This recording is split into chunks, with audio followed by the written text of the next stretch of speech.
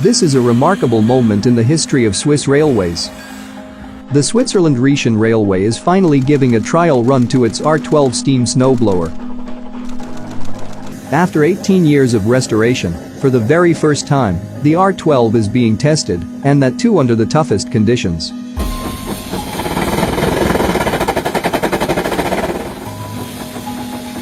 This Swiss locomotive was originally built in 1913 by Machine Works. The R12 is a non-self-propelled blower, which was used to clear snow from the railway lines.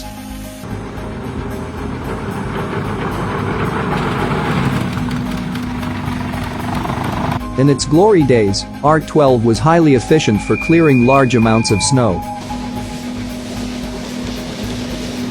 which often got onto the tracks due to heavy snowfalls, snow drifts, or avalanches.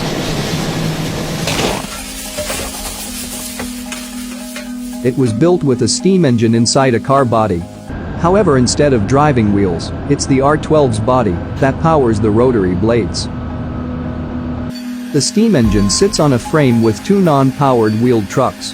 The R12 is thus finally pushed by the trailing steam engine. After 18 years of hard restoration efforts, this beautiful machine is now back in action. Martin Horath and his team were behind this tremendous effort through all these years. Fortunately, the test went remarkably well.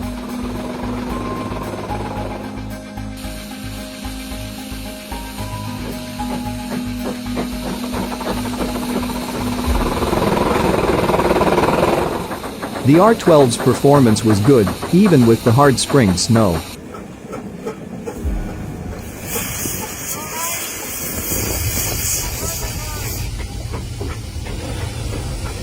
After hundreds of hours of team efforts, it has been successfully brought back to life. However, in future the R12 will only be used for demonstration and attraction purposes because it is too precious to handle hard snow during rough weather.